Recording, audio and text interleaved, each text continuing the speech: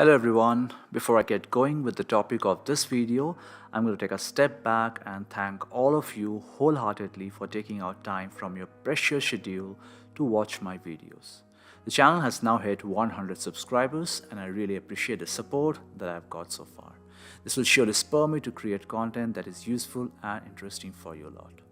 Today we'll talk about radio access network functional splits. Though most of our focus for the video will be on 4G/LTE and 5G/NR, I want to remind you that functional split is not a recent concept.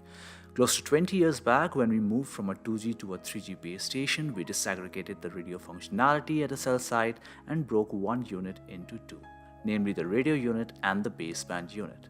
The radio unit, or the remote radio head, contained only the radio functions and was located close to the antenna in the cell site tower, whereas the BBU contained all baseband processing functions. Each RRH and BBU pair were connected using a new network segment called the front haul. This connection between the two units gave birth to a bunch of proprietary standards like CPRI, OPSI, and ORI, which essentially defined the communication between the two units. We then moved a step further and centralized this architecture by placing a pool of BBUs at a central location and connecting them to their respective RRHs running fibers for long distances. Even beyond that, BBU pool virtualization introduced the concept of shared processing. It was now possible to share the available processing resources among several sites and allocate extra processing efforts when needed in different areas. With the ever-evolving radio access network architecture based on increasing volumes of traffic expected per user, this front-haul link was experiencing very high bit rates and becoming non-affordable for network operators. One obvious method of reducing that front-haul bandwidth was by placing more functions into the radio unit and process the signals more before it was transmitted over the front-haul link. This also meant heavier, costlier, and more power-hungry radio units compared to the previous implementation. All of this led to a flexible implementation of radio functions called as functional splits, which determined the amount of functions left locally at the antenna site and the amount of functions centralized at a higher processing power data center. For NR/5G implementations, the radio processing and baseband functions from the third generation partnership project, which is 3GPP protocol stack, are split up into a distributed unit DU and a centralized unit CU. Before I go deep into different possible architectures with these units, let me spend some time on the actual functions that are programmed into these units. Before you look at this RAN functional split architecture defined for 5G networks, you should know that there is a possibility of virtualizing many of these functions with software and implementing them on commercial off-the-shelf hardware.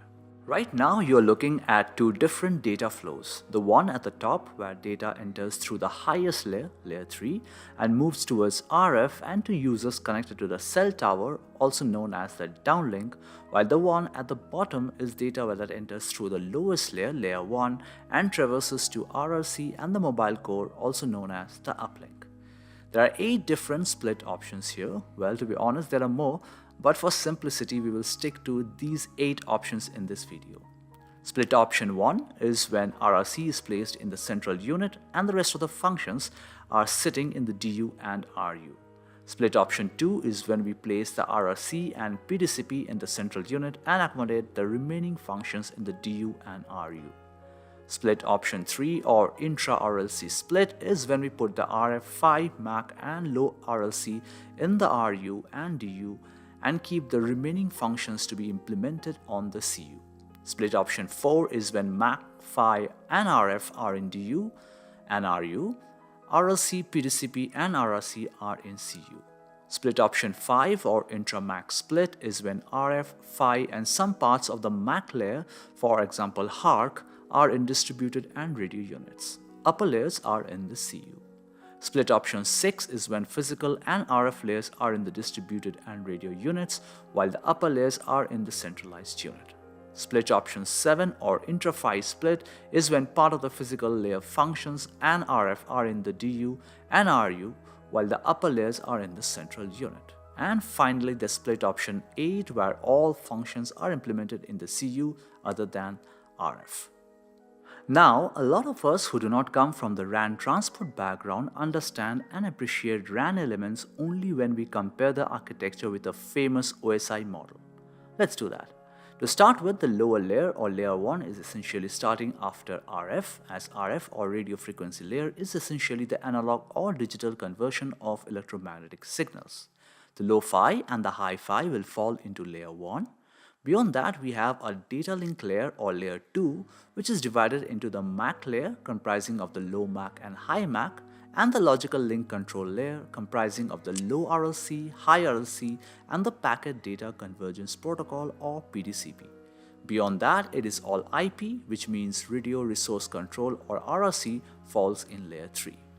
Now that we have mapped these functions to our OSI model, let us take a step further and look at specific functionalities of these individual blocks without going into great details.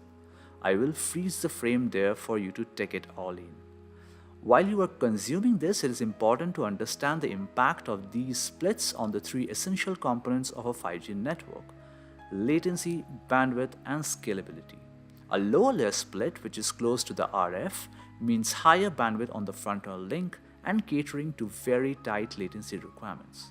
It also means the bandwidth scales with the increase in antenna ports. On the other hand, a higher layer split, which is close to the PDCP, means there is a drastic reduction in bandwidth and relaxation of latency, leading to long distances between the CU and the RU. As far as scalability is concerned, higher layer splits scales with MIMO layers. So we have spoken quite a lot about how these splits actually look like. Now it is time to underline the reasons behind functional splits. What are the benefits of implementing a split architecture? As per 3GPP release 14.0 or TR38.801, some of the benefits of these functional splits are: 1. Flexible hardware implementations allow scalable, cost-effective solutions. It is now easier to adhere to deployment requirements. Operators can pick and choose where to put functionality on the same COTS hardware rather than staying locked to a hardware-software bonded architecture. A split architecture between central and distributed units allows for coordination for performance features, load management, real-time performance optimization, and enables NFV SDN implementation. Configurable functional splits enables adaptation to various use cases such as variable latency on transport. Finally, virtualization. Now with functional splits and disaggregation, one can use different software for different purposes coming from different vendors. There's a small caveat there, and that is lower layer RAN functions are difficult to virtualize compared to higher layer RAN functions. The choice of how to split NR functions in the architecture depends on some factors related to radio network deployment scenarios, constraints, and intended software services.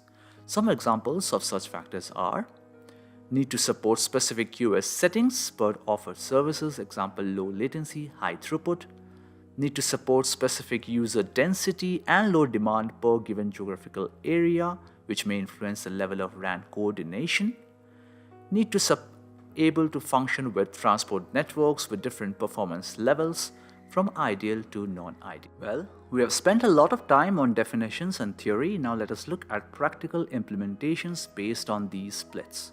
Let us start with the most common splitted implementation of a traditional evolved packet system or LTE network. Here, all the baseband processing functions, namely RRC, PDCP, RLC, MAC, PHY, reside inside a physical or a virtual BBU, and the RF is seated in a radio unit or a radio head. Now, if we move to a small cell deployment or a backhaul use case, the deployment is in the form of an integrated base station where the DU and the RU reside on the same unit called as the RDU. And as you can see here, all the RF and baseband processing functions sit in that RDU at the small cell site.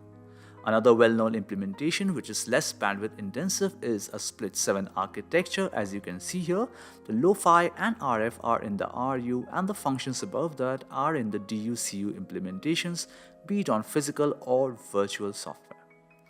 Now, this is a split 2 5G NR implementation where we have an RDU with RLC, MAC, PHY, and RF functions in an integrated base station, and it is connected over a mid-haul network to a CU, which again can be physical or virtualized with PDCP, SDAP, and RLC functions. Finally, we'll look at an architecture with multiple functional splits all implemented by the same network operator.